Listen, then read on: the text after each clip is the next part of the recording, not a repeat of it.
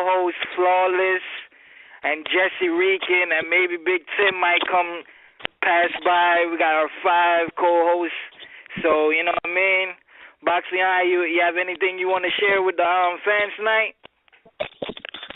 Hey man, all my boxing heads, we love you. Some good boxing news out there. We got some heavyweights this weekend. We got a lot to talk about, and that's what I love to hear. Do. Boxing's in the news. That's what it's about. So, welcome everybody to the Cornermen Radio. Let's get it on. What you want to get in the first? What breaking news you want to get in the first, Boxing Eye? Let's talk about, the news broke. Floyd's WBC strap is in the air, January 23rd. Danny Garcia, Robert the Ghost Guerrero. We're going to have a new 147-pound WBC world champion. No tournament. Amir Khan is going to be the mandatory. So anybody out there that loved and was hoping Amir Khan was going to fight Kell Brook soon, you could be damn sure that's not going to happen, because it looks like Amir Khan will be going the smarter route, to get a green strap. And then after that, we can hope for the Kell Brook fight again. And, that's what I think. What do you think about that? Yeah, man. Well, it's going to be very disappointed if Kell Brook and Amir Khan don't fight June, because I really want to see. That's my number one fight I got to see. I got to see these guys fight. If I don't see these guys fight, man, it's going to be, I'm going to be a little devastating as a fan. But, you know what I mean? If Amir Khan avenges loss from Danny Garcia, I hope he doesn't fight Danny Garcia. You know what I'm saying? We already saw that movie already. Let's move on. You know what I mean? Because, Philly versus everybody. So... Yeah, Khan, when you get announced that, and he probably heard about it before everybody else, obviously, that you're going to be the number one, you're going to be ringside January 23rd, so I'm pretty damn sure he'll be out in L.A. at the Staples Center watching that fight, scouting, once again, him and Virgil Hunter, and I really think he goes for that. He'll definitely go for the Danny Garcia fight, as long as Danny gets by, or, if Robert Guerrero can pull the upset off. That's where he's going to. And I'm not crying about it. Of course, I want to see him and Kell Brook. But him and Danny Garcia is an excellent fight. It's going to have everybody back again in their seats, ready to go for that. It's a fight as boxing fans we can get up for. We all know Amir Khan did great the first few rounds. He looked great until he got clipped. So I'm not mad, and I know the Kell Brook fight will come. Kell Brook's gonna sit back, hold it down over in the UK. He's a killer. Everybody out there that's upset with Kell Brook not getting, not fighting high-level opposition. It is what it is, man. He's wearing the crown. He's in the UK, and it looks like you're going to have to go over there and fight him. Who's going to have the balls to go over there and fight him? Will it be Errol Spence? Errol Spence is ranked, like you said. We talked earlier, high in the IBF. I don't think that'll happen anytime soon. But we got to wait and see who's going to go over there and challenge Kell Brook. Or will we have to wait for Amir Khan, a little while longer? We'll see,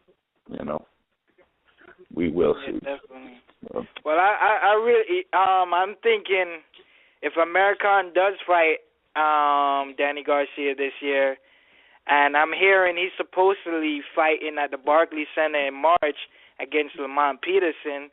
So if he does fight Lamont Peterson and Danny Garcia, this will be his revenge year to finish up the two guys that beat him a couple years ago. So it'd be a vengeful year for him, definitely.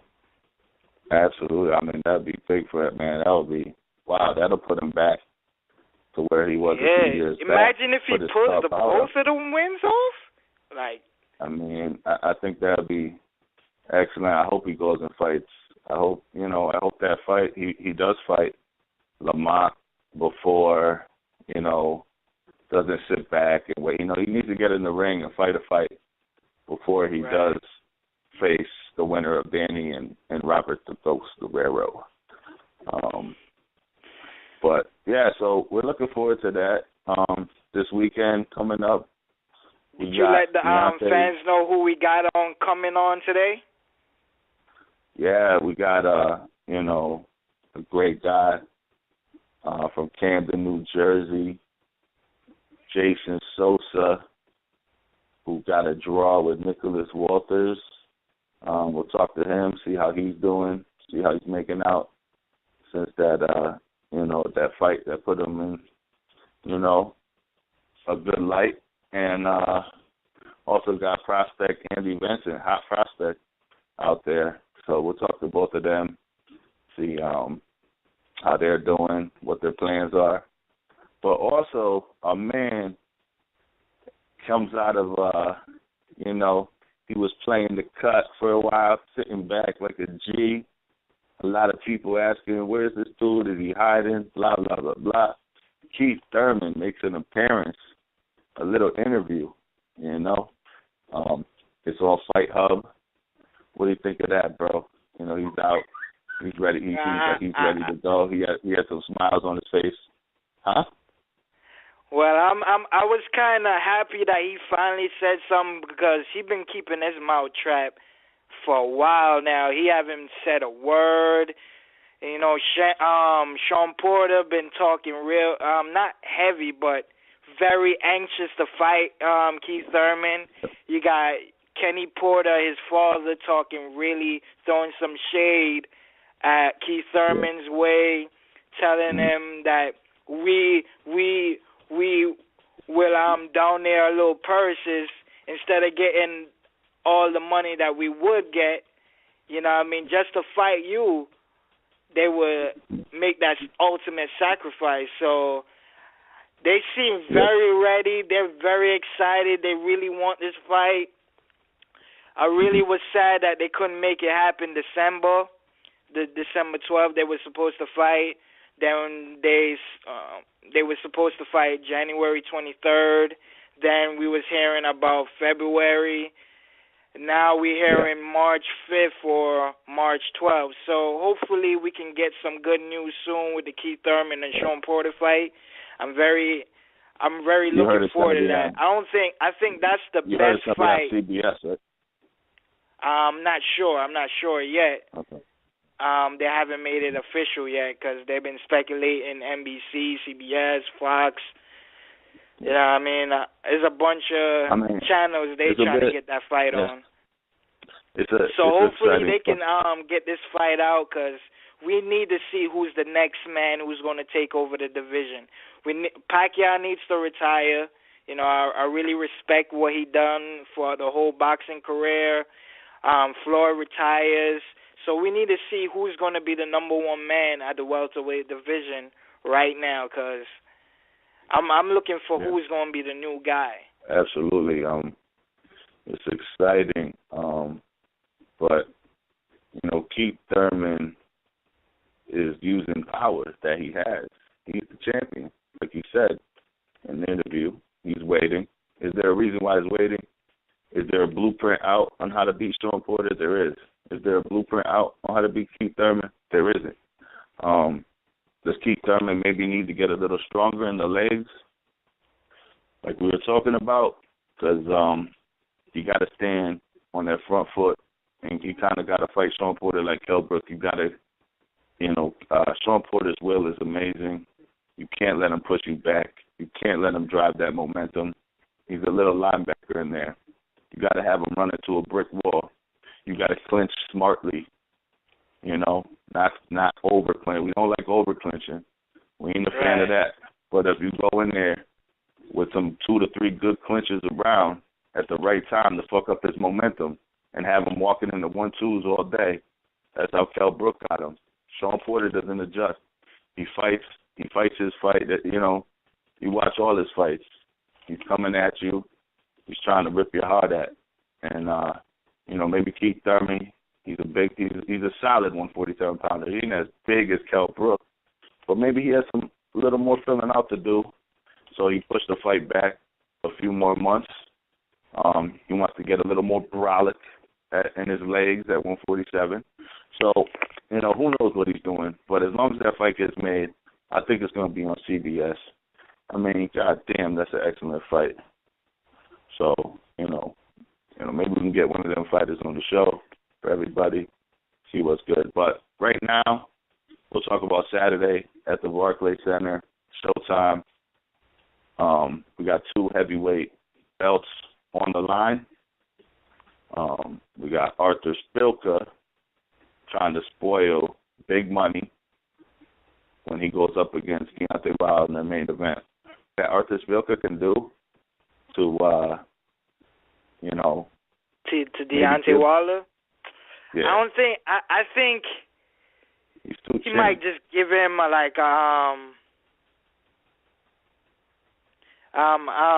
I think he can give him like some experience at least, like give him like some experience and doing some rounds with him.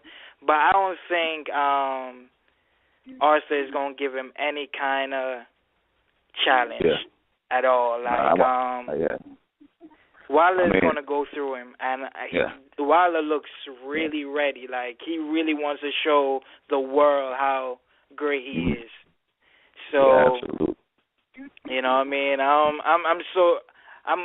not excited, but I'm excited that he's keeping active. You know what I mean? And that's really great. That's really great. Another title fight is going to be on is Charles Martin versus Glazkov. That's going to be probably the most competitive fight I think is going to be. I want Charles Martin to win, but I'm not sure. I don't know who might win this one because, you know, that's main event, main star. One of the main stars is Glazkov in the heavyweight division, and you got Charles Martin is on the Heyman team. So I'm very tuned in. Yeah, you bring up interesting storyline because Al Heyman won the first bid. I'm sure he would. Yeah, you gotta love boxing. If you love boxing, you love corruption. It's true. You might love it, but you accept it in boxing. And Kathy Duva saying back, you know, because Tsar Glazkov is the more technical, better built fighter. He should win, but Martin can stay away. He sits, you know, Charles Martin, I watched tape. He does one thing, man. He kind of fought like Antonio Tarver did against Cunningham. He sits back and he just waits. He's a southpaw, and he just waits and waits, and he just Martin do. He's not gonna do much. Glazkov is gonna win rounds. Charles Martin's only chance to win is to catch him with that straight left and knock him out. It's the truth, man. That's the truth. You heard it here. Charles Martin's only chance is that straight left. That's it. You know, or a robbery. Or we see, you know, that they want to, you know. I know Al Heyman would love Charles Martin to knock him out. Keep the belt. We all probably want to see Charles Martin win because we might get closer to a unification fight. So you might, you know, Deontay could pick it up. You know, Deontay is going to look. I think we're going to see Deontay is going to be able to actually practice, pull some more stuff out of his toolbox in this fight. Maybe some good left hooks, stuff we haven't seen before. You know, I think you're gonna see an improvement in Deontay Wilder's game because of the level of opposition he's fighting. You know, Szpilka's a tough guy, but I don't like the way he just, like, the way he comes, like, Wilder's just going to pick him apart with the jab at first and then start opening up on him. He's going to open up. I don't want to cut you off. I think we got our guest on, so let me see if I can get him on. All right? Yeah, hold on a second. 408? Yep. Who we speaking to right now? Andy Vences. Hey, what's up, Andy? Yo, what's up, man? Hey, man, it's great to have you on. Happy New Year. How is it going for you? How's the New Year treating you so far? It's going good, man. New year, new things, new goals, new everything, you know? Right. How's the New Year treating you guys? Man, it's great. We have you on. We speaking to a great prospect right now. I know you're going to be like one of the best boxers.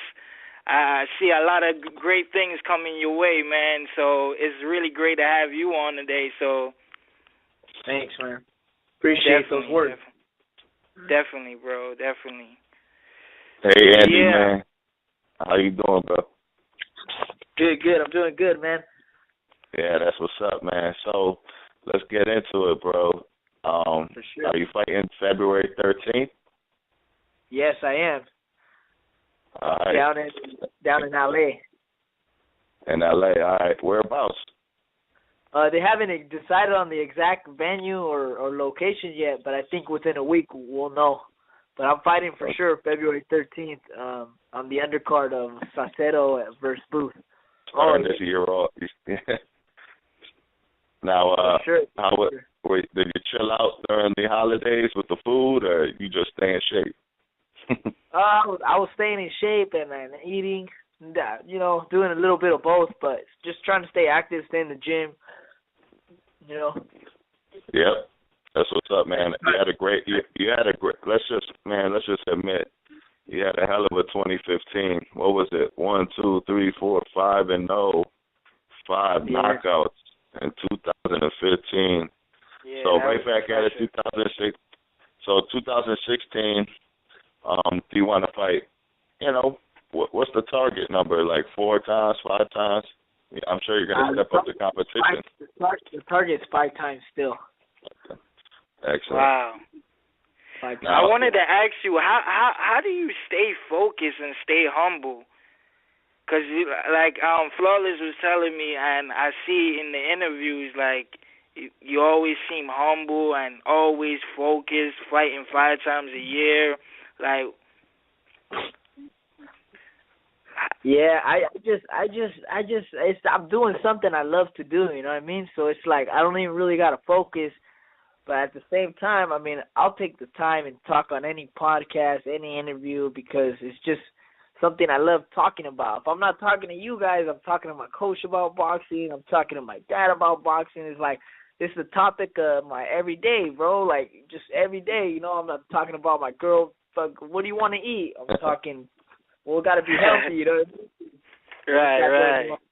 Trying today really hard, but yeah, man, it's just, you know, I just love the people that like always put me on and support me. So it's real easy to be cool with people, you know, like you guys, like Flawless, like my other boy that I got on another podcast. His name's Lukey. Like it's just easy to be real humble and friendly with the people that are just, you know, grinding like you are and just helping you out. You know what I mean? So it's just right. We appreciate what it, man. inspired you to do boxing?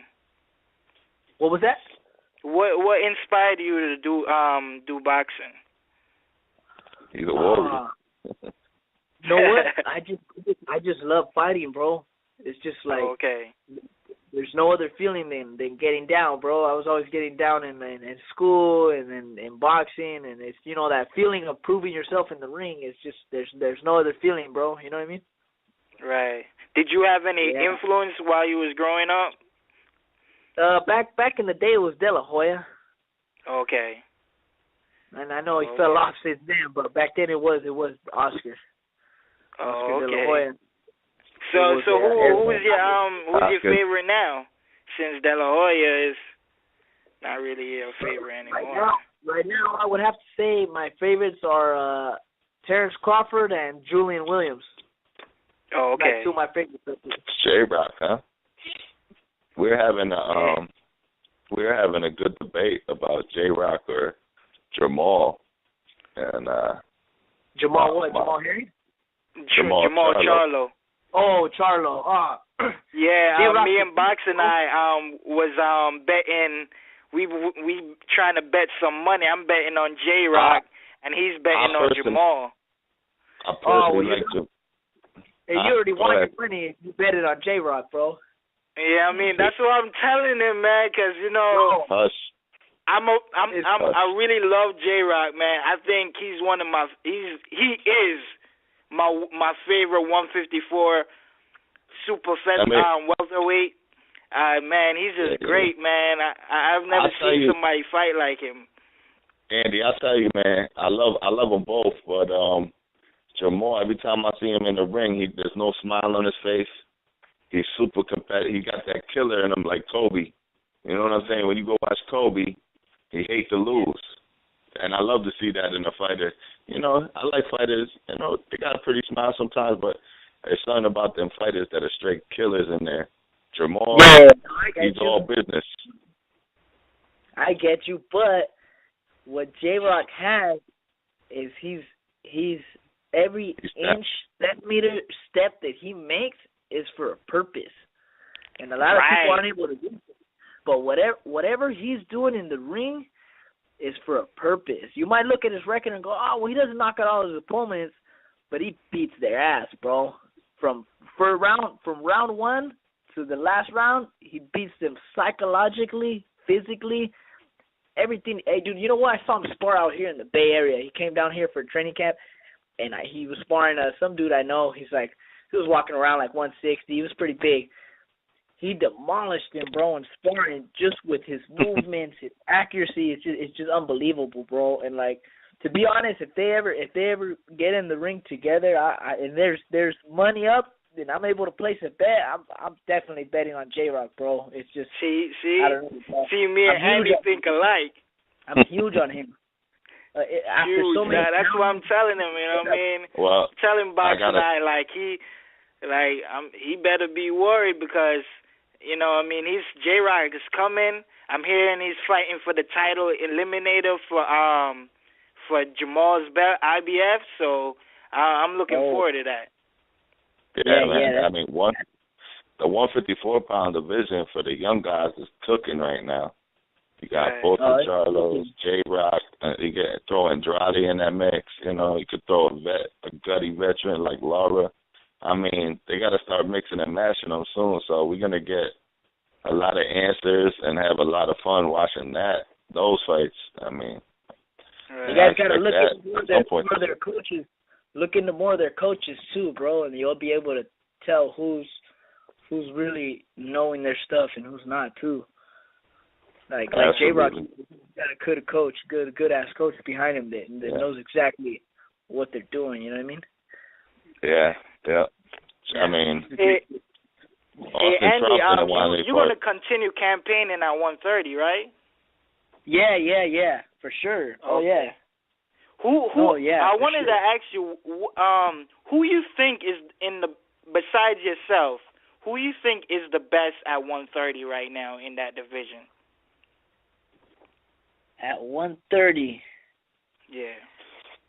Now, is this any promotion, anything, right? Yeah, anything. Who you think is the best right now, number one pound for pound in the 130 super featherweight division? Fuck, that's a hard ass question, bro. I know. Yeah.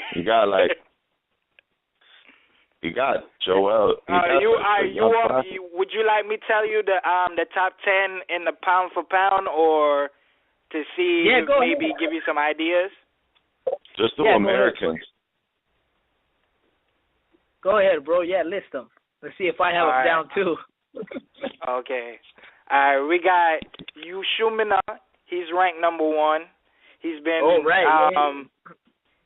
he's been the number one for 6 years, but hasn't fought besides Japan. Then you got ranked number 2, Francisco Vargas. You got Mora, ranked number 3. Number 4 is Salido. Number 5 is Martinez. You got 6, Fortuna. You got Pedroza, number 7. Number 8 is Brian Vasquez. And number 9 is Saul Rodriguez. And number 10 is Nicholas Walters. So there's just a few names. I would say, who's the first guy? You know, I never even heard of that fool. Who? Yushimina? Is that the guy that fought Vargas? No? Nah, that's Mora. That's Mora. He fought more. Well, he fought more.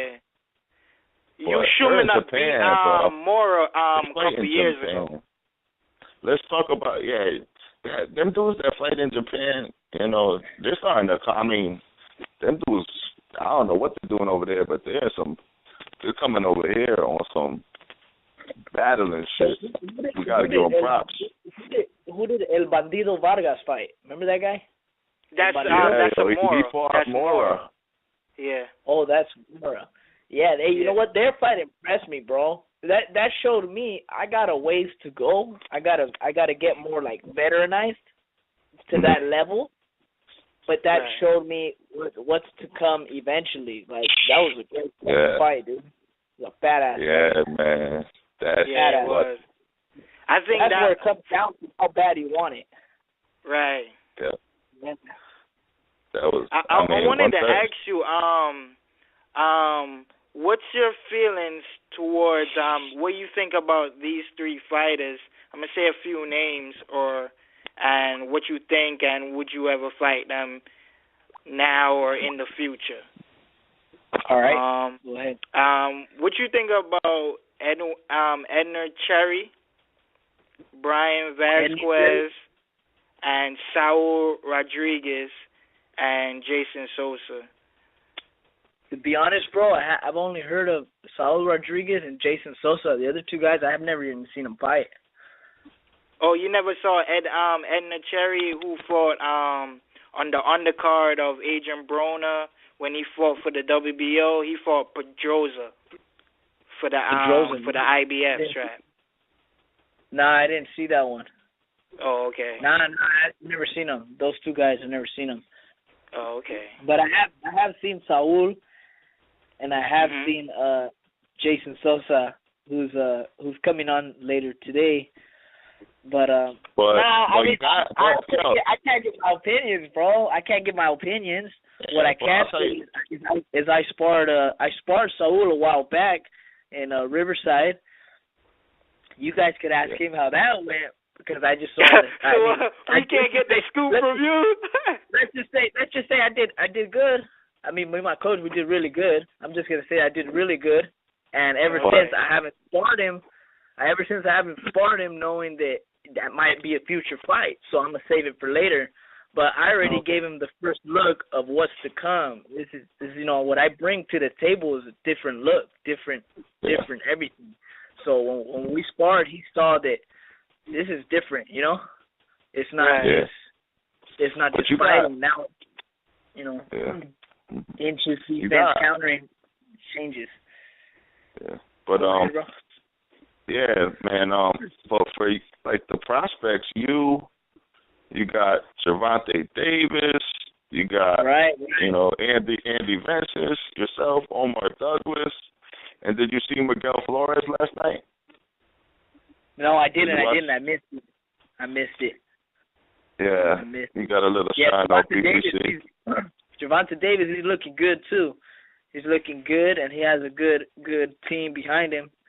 But everybody has a weakness. You know what I mean? Right. Yep. Jojo. I mean, what I'm saying is you're coming into the division at a good time because you know this division hasn't been on fire. It looks like Jojo Diaz. Like I said, all the name Mario Barrios, the tall kid. Yep, I started too. Yeah. And man, there's a lot of talent that people need to recognize that are coming up. Jojo Diaz is 126, isn't he? Yeah, but I think by the end of the year, I bet he'll come up. Oh, he's coming up? Okay. I didn't know that. All right, cool. I mean, his last couple fights have been 140, 134. So we'll see. You know, young guys trying to figure out where their body is. But those divisions are going to be, you know, there's a lot of talent out there. So it's only getting better. So Andy, what you thought about Jason Sosa? I never got your opinion on that. To be honest, bro, I don't think he's too good. I think he's Did you see his last fight? I think he's really offensive. You know what I'm saying? I think he has a good offensive attack, but I just don't. I don't know how he would deal with countering, defense, pressure, countering. You know, nonstop countering and nonstop pressuring, defense. I've seen him with pressure, and pressure. That's not the way to come at him. I feel someone needs to play the bait, feints. You know. Right. You think he's one speed, huh? He's one speed, you're saying? Kind of. One speed is one look. He's gonna give you that look of I'll come forward and I'm gonna knock you out and I'm gonna give you everything I have. You know what I mean? Every round, and I'm gonna get you. You know.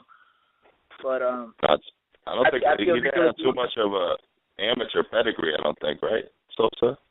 Well, no, I don't think so. I think he had a little bit. But Nicholas Walter basically played his game. I thought the decision was right because Nicholas Walter played into his game. Nicholas Walter should have boxed him more, and he didn't. He wanted to bang with him, and that shouldn't have been his game plan. So he just fell into Jason's game plan off the get-go.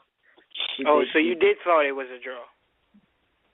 Yeah, I thought it was like, I know Nicholas, like, you know, got the cleaner shots and stuff, but you got to see who was controlling who. There was no controlling, like, at all. It was kind of back, forth, and then Jason was always firing return. Even though he wasn't landing, he was obviously busy, you know what I mean? And, I know, because I was talking about, like, who's controlling. You know, you always like, damn, who's controlling? I thought Walters was slightly controlling him by turning. He was doing more of the turning and punching off, turning him and punching him and catching him. I mean, he did hurt him. He did hurt him one round. He won that round. I mean, you could leave a little. Turning. I'm not talking about. He didn't really hurt him, but I'm talking about he was turning him more, where he was, and catching him at angles. No, that was one round where he caught him though. Remember that right hand? He kind of rolled it.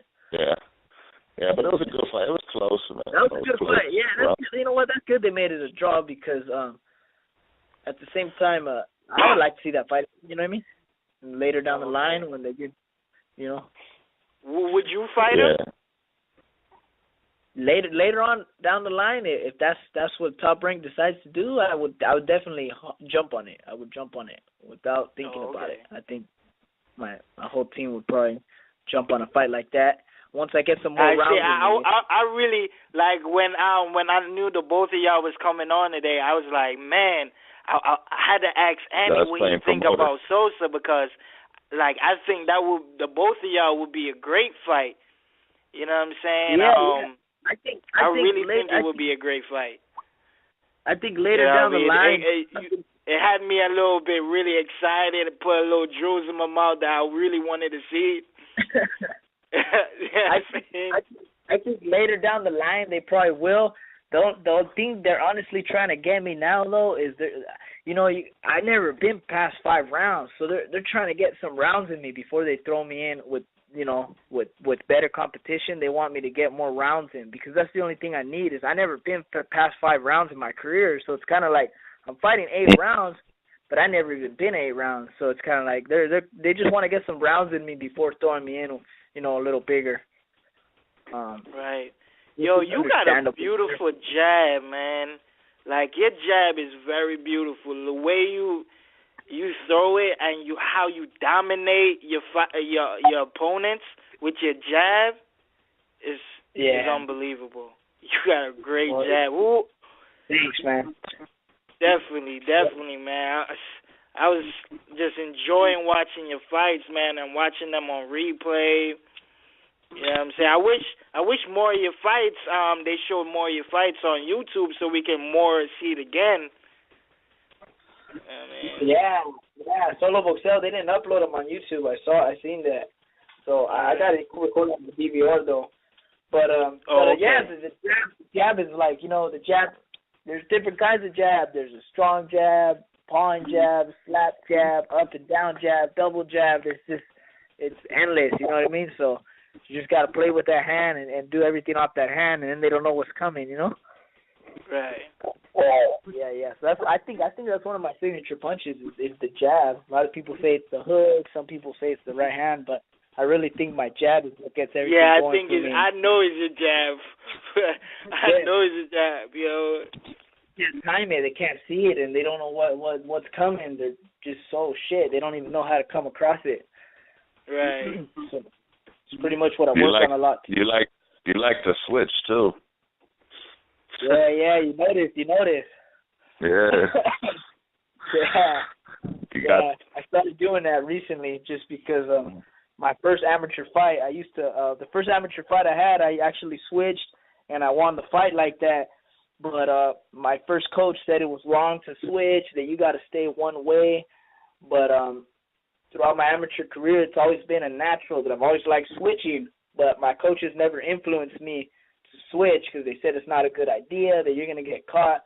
But this new coach that I've had for the second half of my professional career, he said when you naturally switch like that, that shows an ability that somebody doesn't have. If you naturally switch like that, you're naturally comfortable. He goes, I think it's a good thing, so we're going to work on that side because it's just something you naturally do. That's just gifted. So ever since we've been working on it, we've been applying it in fights, and I've actually stopped like 2-3 of my opponents by switching.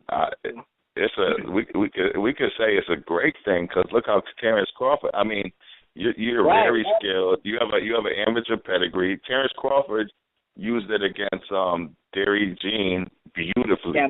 I mean, just took away his whole game by switching. I mean, did it with Gamboa too. And you're long, so that's why it's okay. You know what I'm saying? You're very long, so you know, switch it up. Yeah, even Gamboa is in your division. You got a lot of guys in your division.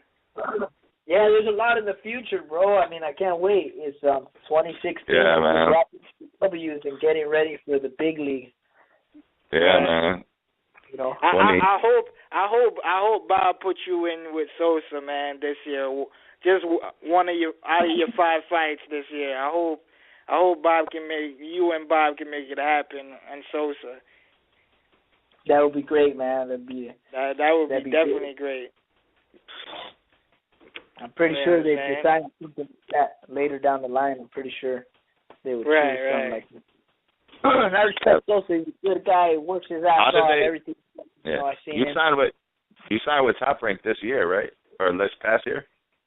Yeah. In when was it? June. Like in July, August, yeah. In August, yeah. So how do they approach you? Like, you know, you're sitting back, you're fighting, you're working hard, and did you know they were at the fight? How does that come about? How does a fighter get signed? Like yourself, a high prospect. Well, I was actually I started from the bottom, just like everybody. I used to hustle my own tickets, sell my own tickets. I used to fight on GoldenBoy cards, so I was selling tickets. I used to go to, dude, it was crazy. I used to sell like 100-something tickets a fight. I was doing the hustling job here, there. It was crazy. But pretty much what it goes down to is they look at your performance. I mean, some people get signed because it's this person knew this person, and it's not what you know, it's who you know, and I get it. But at the end of the day, it's down to, can you fight? Can you get down? You know? So what happened for me was the fight I had in Salinas on a GoldenBoy card on Fox Sports 1. You beat the shit out that kid. You schooled that kid, Santiago Squerva, right? Yeah. So they saw that fight. Yeah. How come GoldenBoy didn't sign? They signed this clown, but they didn't sign you. Well, they He's jumped not at a an clown, offer. but They offered Huh? an offer to me too. They offered me too, GoldenBoy. But the thing was, my manager felt more comfortable, and I felt more comfortable going with Top Rank than with GoldenBoy. The reason being was, it wasn't only money-wise, but it was because I see it like this. Like, okay, you guys know I'm from the Bay Area, right? Right. Yep. From Northern California. Now, GoldenBoy, anytime they sign a fighter, they have a guy signed right now, GoldenBoy. I don't know if you guys know him. His name's Tino Avila. He's from up here, from Fairfield, California. He's from up right here. They don't promote the kid. He already has a belt. I don't know if it's a NABF. Anyways, the kid's from up north. GoldenBoy, if you're from up north, you're whatever to them, bro. They don't care about you. You're the second choice. You're left alone. They'll deal with you later. But if you're from down south, GoldenBoy's all big on you, bro. They got guys signed to GoldenBoy that aren't even that good, bro. I'm like, what? Why'd they sign this guy? And this guy's not even good. Like, what is he doing, you know? Right. Yeah, that's because Oscar's from East LA. Yeah, he's from East LA. And the thing that I seen with Top Rank, it don't matter where you're from, bro. You could be from Mexico. You can be from Avenal, like Jose Ramirez. They back you up and they do their job, dude. So I was kind of like, I looked up to Oscar as my idol as a child. I looked up to him. But as I got older, I realized, as bad as it sounds, I realized this motherfucker don't do his job, bro. He doesn't do his job. I'm not going to go with him. Yeah, he's a solid. He has cocaine problems. Like, do I want to be with that, or do I want to be with one of the companies that have promoted fighters since Muhammad Ali? You know what I mean? Yeah, it's unfortunate. He's had a successful run. One of the best. I mean, he's the best boxer turned promoter so far, but his company, we don't know where it's at. You know, he had a great 2015, and he's got some prospects, but you're scratching your head, like, you know, for example, Saddam Ali. What in the hell is Saddam Ali gonna do? He's like the only 147 pounder at GoldenBoy that's fighting at a championship level. You know, there's a few fights out there for him, but, you know, poor guy, like, you know, there's a few situations in GoldenBoy like that. So, we'll see. And then they got Canelo. They got Canelo. Yeah, I mean, he's always going to have Canelo, but it's like, you know, does he throw Canelo in with Triple G right away? You know. Oh, but you know what? I found out, Boxingeye and Andy, I found out Lucas Matisse is moving up to 147. His next fight is going to be at 147. So what are they going to feed him to Saddam? I mean, they got to feed somebody to build. That's how you build a name. You got to feed an old dog to a new dog. You know what I'm saying? So. Yeah, but what I'm saying is, like, besides those couple fighters they have, it's like, where's the other guys? Like, what's the future? You know? Like, they got some prospects. I'm seeing the same thing you're seeing. Yeah, and if you compare the prospects from GoldenBoy to the prospects of Top Rank, you can't compare them, bro. Yeah, you can't compare them. Yeah, Top Rank got some great prospects. Yeah, Jason Sosa, me, Saul Rodriguez, just all these guys. Like, compared to their 130-pounders, we'll kill them. You know what I mean? They put us to fight, we'll kill them. We'll kill them. We'll destroy them. You and Francisco Vargas, who they got GoldenBoy over there, that's their main guy right now at 130. Man, you and him down the line would be a great fight. That'd be a badass fight. Yeah. You're right. That'd be a badass. Andy, who gave you in your pro career? Did anybody give you, like, who was your hardest challenge, or did you have a hardest challenge in your pro career? Yeah. We had a really hard challenge. Actually, that wasn't on TV. I feel if that was on TV, I would have got signed right off that fight. It was my 10th pro fight. I fought a guy named Steve Valenzuela. He was 5'6".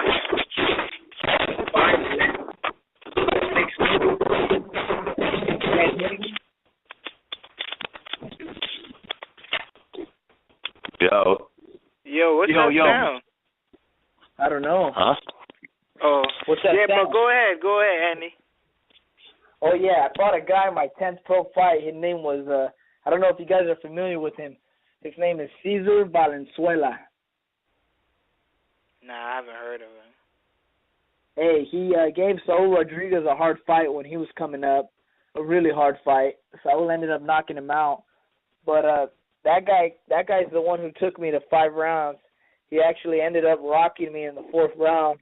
I was hurt, and then I came back in the 5th to knock him out.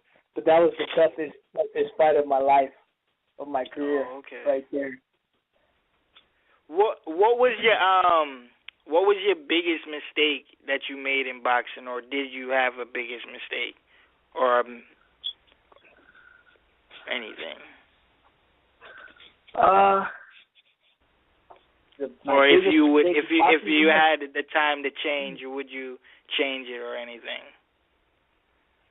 I would have. I would have wished to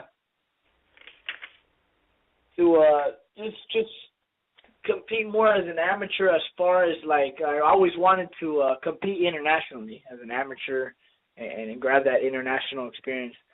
But unfortunately, I was always getting short-ended in decisions to go, and But I just feel I wish I would have started at an early age. If I would have knew boxing was for me, I wish I would have started earlier. Right. I started like at 14, kind of midways. So I just kind of wish I would have started a little earlier. But nothing to look back to. Everything I feel happens for a reason, and it's kind of like a lesson learned, and I'm kind of moved forward. But so far, nothing too bad that I would say like, I would have done. I wish I would have wrapped my hands when I was younger. I never used to you wrap never my wrapped hands. your hands? Nah, up until I was 21, until I messed up my hand. I messed it up, and then so that was one of the things I should have done. I should have been wrapping my hands, bro. You ain't got to worry about that stuff. Oh, maybe the hands. You obviously got to worry about them babies. But you're in so many people would love to be in the position you're in. So, you got it going, bro. You got it going. So all you got to do is stay focused. That's it, man. Yeah, it hasn't been easy. It hasn't been easy. I live a life. I probably live a life. Yeah. I don't know how you guys live, but, I pay rent. I live out here in the Bay. It's super expensive. I got a side job to make ends meet. Like, shit ain't all sunshine, over here. I'm working hard, bro. Make this dream a reality. But you got a nice vision ahead of you. You know what I'm saying? Yeah, for sure. Yeah. I know it's tough, man. I know it's tough. Like one little slip up, and that's how boxing. And then you get demoralized. It's like you got to go to the bottom of the barrel again. Yeah, for sure, bro. You know what? I tell my girl that, and I tell my family that this boxing shit's either gonna happen right now, or we'll find out within the next 2 years if it happens or if it doesn't. But I'm staying super positive. They're staying super positive, and everybody's working as a team just to make it happen. Yeah, it's definitely probably the toughest sports business out there. It's so dangerous. You don't know sometimes you don't know who's got your back. The fights you get put in, could be risky. That's why I go in there, and I go in there to kill, bro. I go in there to destroy that, whoever it is. It's over. Yeah. There's no, once you sign that contract, it's a wrap. Yeah. It's your family versus his family, man. There's food on the table. It's crazy. Boxing is, it's not like every other sport, especially at your stage of the game. There's nothing guaranteed. You're not signed to a 5-year, $50 million contract like a football player. You know what I'm saying? That's ahead of you. You got to earn it the hard way in boxing. Yeah. Well, any time you could get hurt. Huh? I'm glad people like you see that. Yeah. I grew up You know, I mean, I grew up boxing, amateur boxing. You know what I'm saying? My father was a gym owner, but you know, I'm just a fan. At this point of the game, you know, I'm sitting back, man, and just enjoying. And I respect all fighters, you know. Right. Once you get in the ring, I respect. But you understand, you understand it when you grow up in the game, you know. Yeah, for sure. Either you don't understand it or you'll learn the hard way, bro.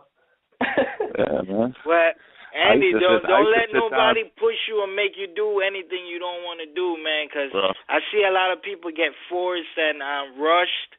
Just take your time and do what you do normally, you know? Like, just stay focused and don't let nobody push you to do anything you don't want to do. Well, because I see fighters be taking weak notice fights and all this. I'm like, man, come on, man. Like, I don't know how they do it, but you know what I mean? Your career is like, this is all you got. You know what I mean? Your hands and all that. So, just protect yourself, man. For sure, man. I definitely want to see you shine. I definitely want to see you win. I definitely want people to appreciate what you deliver in the ring so beautifully, and so the whole world enjoys it like how I might enjoy it and Boxingeye. So, man, we might see you.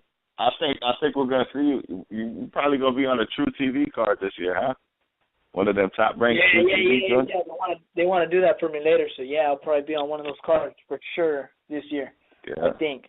Okay. I just got to perform, dude. I just got to perform like I did my last fight. I got to perform, and I'm sure they'll put me on. That's all I worry about is the performance, you know?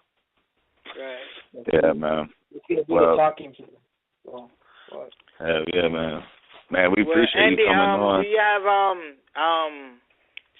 the information where the fans can hit you up, Twitter, Instagram, YouTube, or Snapchat, whatever? Can you give the fans where they can find you, where they can locate you? Oh, yeah, sure. My Twitter is @AndyVences. On Facebook, you can look me up as Andy Vences, all capital letters. And my Instagram is Team. And I would tell everybody my Snapchat, but I keep it private just because I post a lot of dumb stuff on there. Oh, okay. I just got like 5 or 10 people on my Snapchat, but I only use it for a little bit. It's not all crazy. I hear that. What's up. We'll get it man, on the DM. I'm looking forward to you to win on February, man. Hopefully they let me get to see it on YouTube or TV or something. Yeah, I'll be televised on Unimas again. So okay. I'll be on that channel. But I'm going to LA, so I'll be more than ready in LA. I know what I'm going for, so you know. You're gonna go to. And when is your fight again? February what? So the February fans can 13th. remember. February 13th, next month. You hear that, fans? So look out for Andy. He's definitely a monster, man.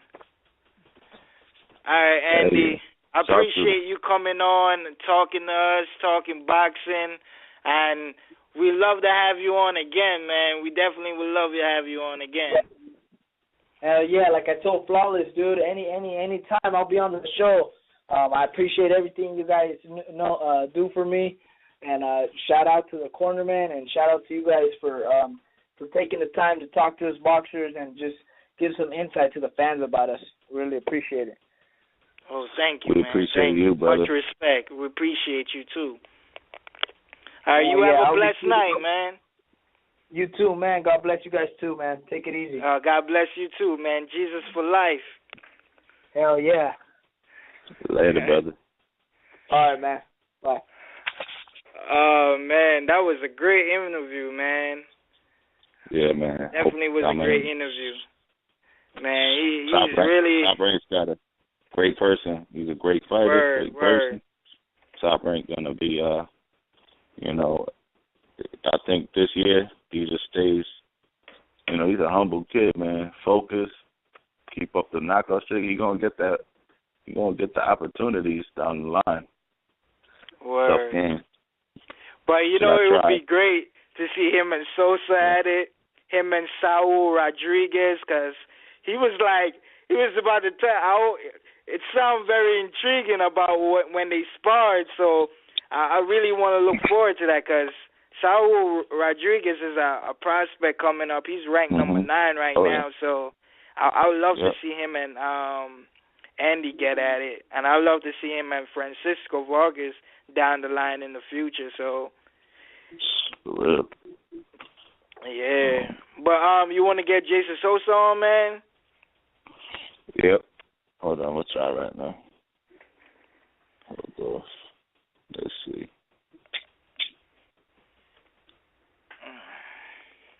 Yes. It's Cornermen Radio, man. I want to shout out to Andy again for coming on the show again. Like, much respect. We really appreciate it. And you giving us an insight about your story. We're looking forward to hear from you some more.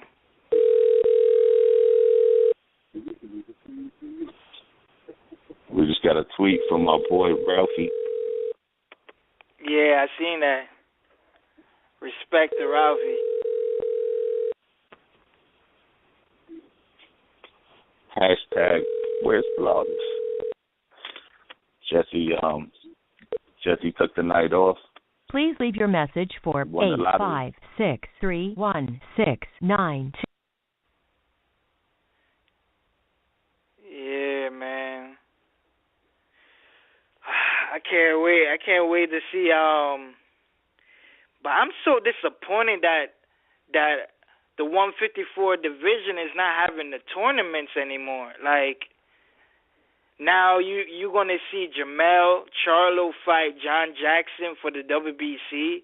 Like, I'm really not looking forward to that. Like, yes, it's great that Jamel getting a chance to get a title opportunity, but there's a lot of better people in 154 division. You got J-Rock, you got Laura, you got Vences, you got Demetrius Andre, you got a whole bunch of fighters. You got Austin Trout, so many. You got Willie Nelson, Tony Harrison, all these guys, and why we can't see them fight for the belt? Like, Jamel versus a really solid competitor for the WBC belt. Like, I'm very disappointed that we're not going to have for the welterweight tournament, for the super, the junior middleweight tournament. It's very disappointing that the fans and us can't get to see that, because we wanted to see who's going to be number one. Floyd is gone. We want to see who's going to be the number one guy. Now you got Danny Garcia versus Robert Guerrero. That's going to be a solid fight, but let's be honest to everyone. Like, we all see Danny winning this fight. You know, like, if you give Robert Guerrero the credit to win, then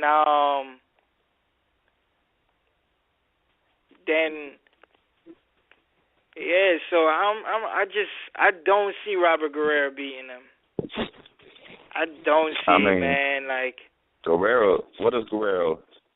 He got 2 losses, right? Against one of them against the best fighter of our generation. Nah, he got more than 2 losses. Listen. He revenged one of his losses. He revenged years ago. But remember, he's got 2 losses. He's got 2 real beat losses. him too. Who? Salido never fought Guerrero. Yeah, he fought him. No. Dog, it's on Boxer right now. They fought 2006, but they made it a non-contest because Salido was tested positive for steroids. Yeah. You're going back to 2006.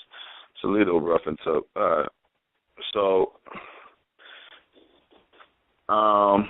But he did lose that fight.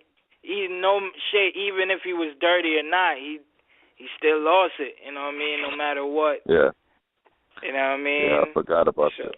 Yeah, I forgot about that. Yeah, Salido beat a lot of people. Like, Even though he got that much losses, like Salido is not no joke. He gave Lomachenko that lesson, bro. Yeah, and now everybody has Lomachenko number one in the featherweight division. But Dan, so you think Danny's just getting handed the WBC belt? I mean, he's got to earn it. Robert Guerrero, he comes to fight. He might not win the fight, but Guerrero can't go in there thinking he's going to, even though we've seen Lamont late in the fight, push Danny around, back him up, hit him with great body shots, take over the fight. I mean, Guerrero, he really can't fight.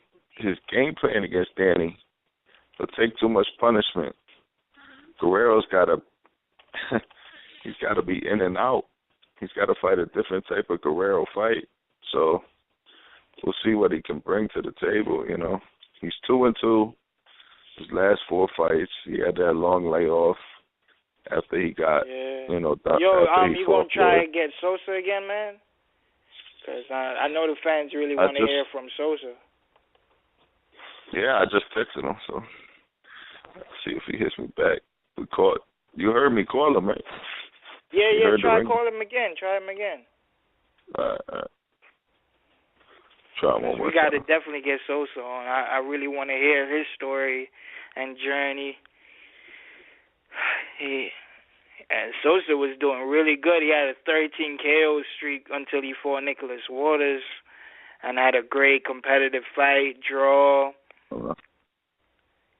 Even though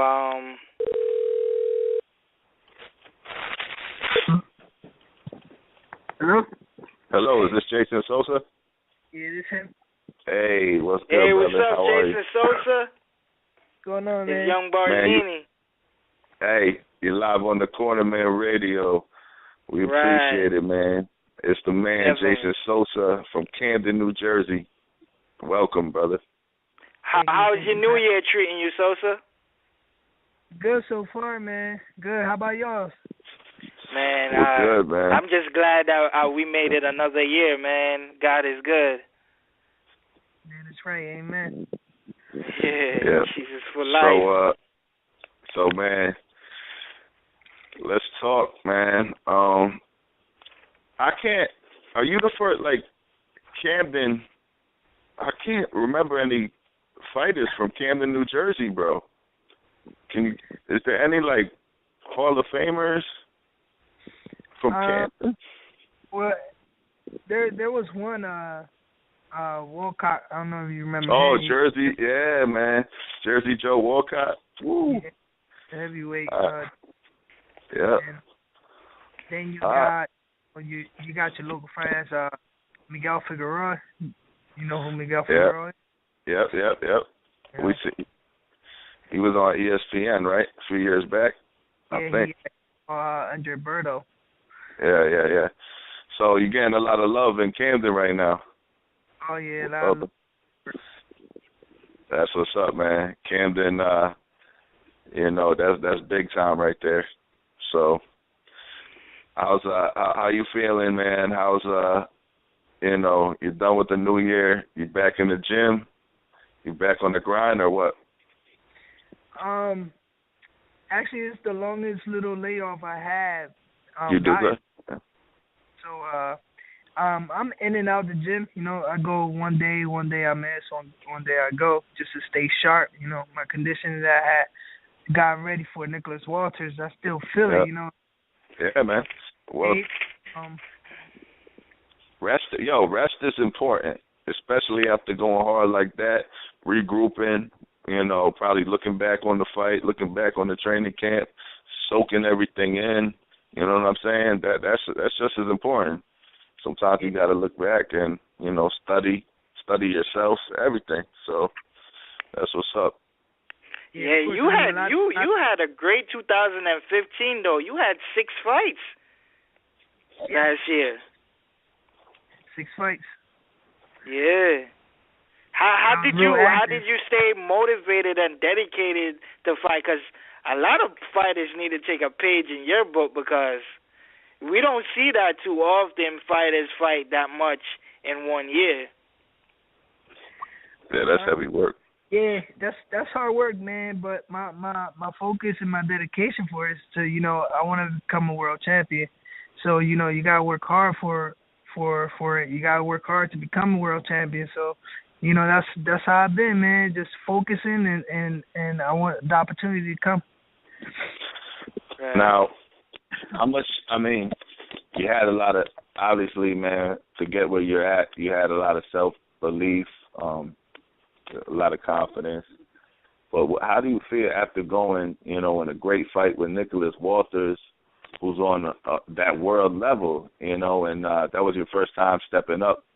Like, how you feeling, man? You got to be, did your confidence boost up? How many notches? Or you like, I already knew I was there? No, I mean, we felt as a team that we there. We already, we there to become, a world-class fighter. But the boost really took it to a whole nother level, fighting and actually being in the same ring as, a pound for pound one of the best.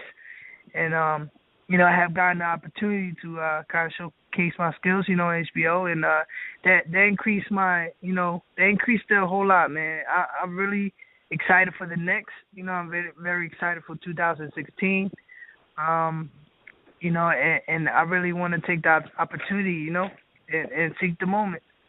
Yeah, man. You got some good. Are you going to still campaign at 130, or are you planning to move up anytime soon, or are you going to stay at 130?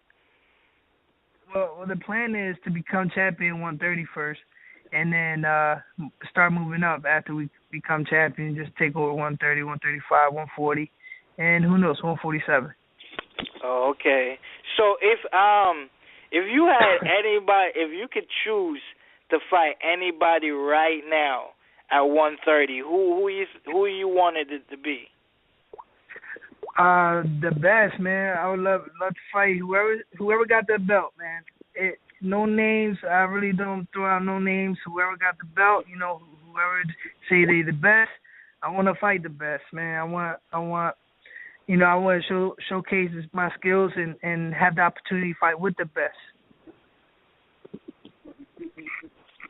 Yep. So, what age did you start boxing? 20. 20.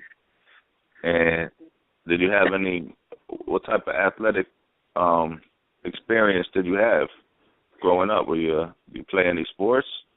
Yeah, I was an athlete. I played football, basketball, I played a little bit of everything, baseball, soccer.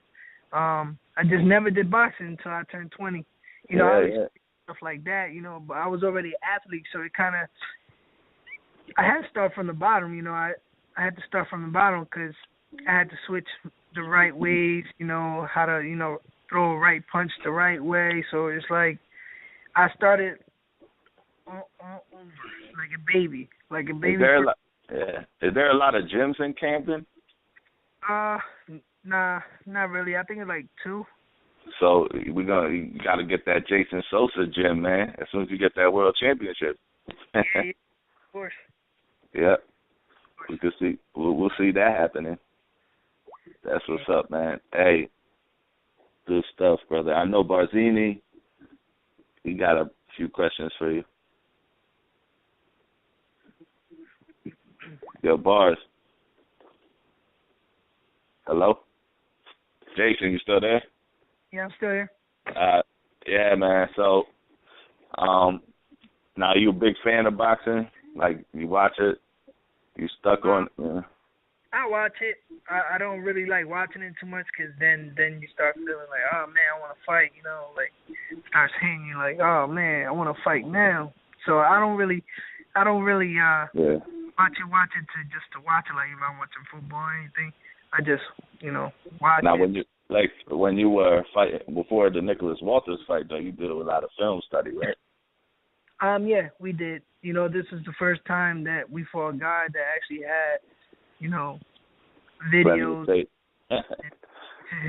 And we knew what we was going into, man. I mean, the way that I performed on December 19th is, that's the way that we trained and we expected to fight that way. Yeah, man, it was a rugged fight. You guys were going at it. toe-to-toe, shot for shot, pop for pop. I mean, I enjoyed that one. That was a good coming out party. And I'm sure, not that you hear anything from HBO or your management team, that I'm pretty sure they're looking, obviously, you're one of the best, super featherweights in the USA right now. So have you heard you got any business calls on if we're going to see you on HBO or? As right now, we got 2016 is a very big year for us, and we just gonna wait and receive these phone calls because my promoter as well, Russell Peltz, because I got two promotions. I'm with Top Rank, and I got my promoters as well as Russell Peltz, and he's been getting a lot of phone calls. He just want me to relax and go to the gym here and there, and just to stay focused for 2016 because we got big things coming our way. That's what's up, man. Now, did you get a chance after the fight to talk to Walters? Was there any, did he say, hey, man, I'd love to have a rematch versus you, good fight? Can you tell us anything that was said between the camps or anything like that? Nicholas Walters, he a humble guy, man. It was a blessing being in the same ring with him and perform, for the world. It really wasn't really a lot of talk about a rematch. It was more of him complaining, the fact that they gave it a draw. And I was just more focused for the future. The fight was already done. I was ready to, if it's a rematch, I would love it. Great, let's do it. But at the end of the day, it is in the works of Top Rank Promotion and my promoter. So I'm willing to I'm open-handed to fight whoever. I'm ready to fight the greatest, I'm just ready to keep fighting. Yeah, man. You deserve it. Yo, Sosa. Yeah. Yeah, I was asking you, who you think is the best at 130? At 130? Yeah, who you think is the best and the number one guy at 130 right now? It'll be me. I'm the number one guy. Besides yourself. You know what? I'll give it to a brother of mine. He's in the same gym, and he's also a fighter that everybody's avoiding right now. But his name is Tevin, the American Idol Farmer. Oh yeah, okay. Tevin Farmer. Yeah. And he's my blood brother, and we are the best 130-pound in the world. Oh, okay. It's just the truth, man. It's just so we got so much talent in our gym. We don't even go out anywhere to spar. The only place that we do go out is Patterson, Hackensack. We get the word from over there. Yeah, Patterson. They get some fighters, man. That's a tough fight town. Yeah. Right. Because I just moved to Jersey, man. I'm from Philly, man, so I just moved out here, man, and stuff. What inspired you to do boxing? Well, one day I woke up, I had this weird feeling in my body, and then in my mind, the same, go to the gym. That's crazy. It was a sign. So I was like, you know what, I'm gonna go. So I went. Ever since I went, I just never left. And what age were you? 20, he said. 20? Oh, okay. Oh, wow. That's crazy. That's crazy. You got it, man. Now, you got in there with the coach was like, okay, this kid's got it. He's athletic. How long did it take for them to figure that out? To see what you got. Honestly, I think one, it would be too soon to figure it out because I started from the bottom. But I know they saw the people that I was working with then. They saw that I was dedicated to it. I was coming every day. I was working hard. I was doing what they was telling me to do. And then they saw improvement. So I think that right there was just saying that, I'm something special. Now, you work with them guys to this day, or did you, switch the team up a little bit? Yeah, I had switched the team up. Yeah. Even like 4 or 5 years ago, I switched it up. Oh, yeah. Oh, okay. As soon as you went next level. Yeah. That's when I started having my knockout streak. You know, I had 13 knockouts in a row. Oh, okay. Yo, we had a couple weeks ago. We had Angel, who you fought twice. We had him on the show a couple weeks ago, and he was giving you a lot of praise. He was praising you and all that. I always thought it was weird that you fought him twice and you both had a draw. Can you explain to me and let me know how it went down and what your assessment on the whole 2 fights with Angel? Man, that was a beautiful experience, you know, and I believe that those 2 fights, you know, brought us closer. You know, he's a good friend of mine to this day.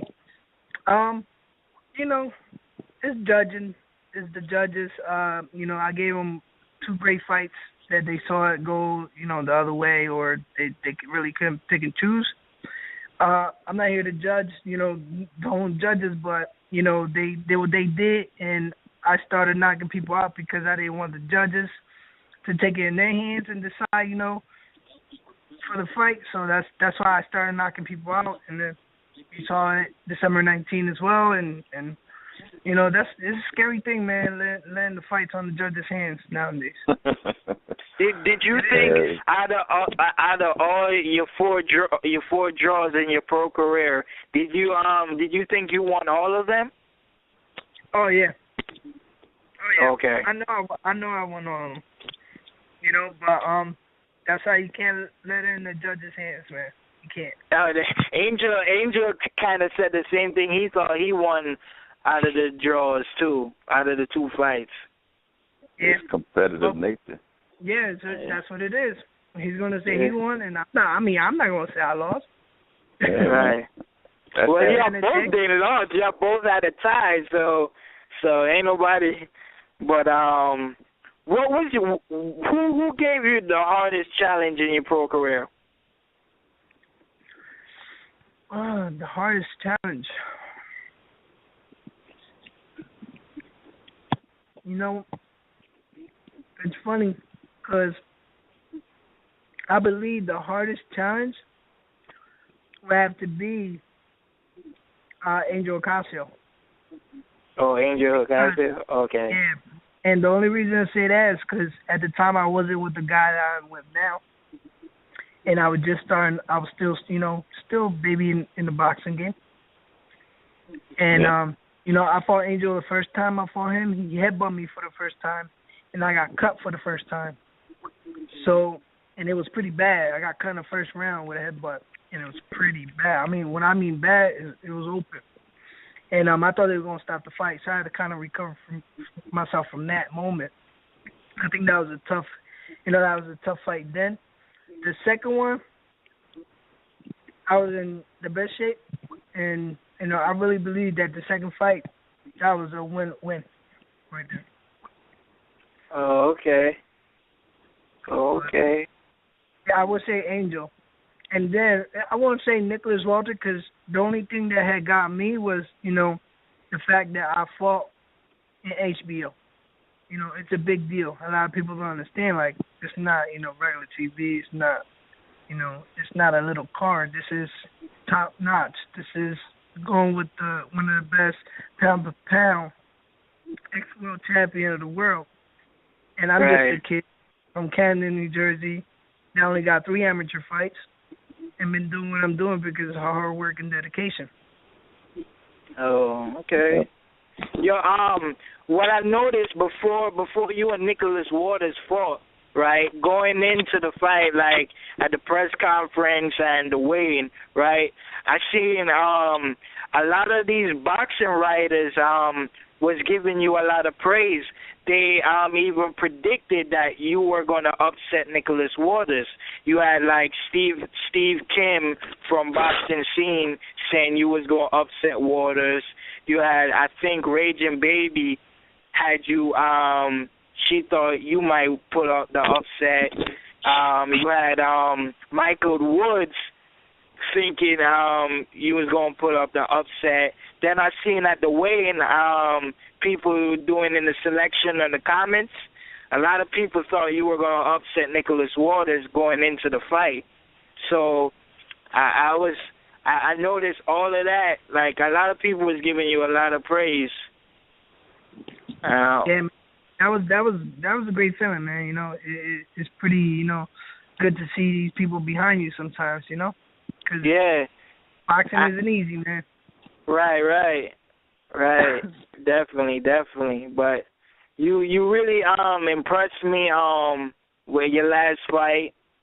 You know what I mean? You showed like you're in the vision, and you coming for yours. You coming to show these guys that you're one of the best, just as well as any one of these guys. So definitely, you know what I'm saying?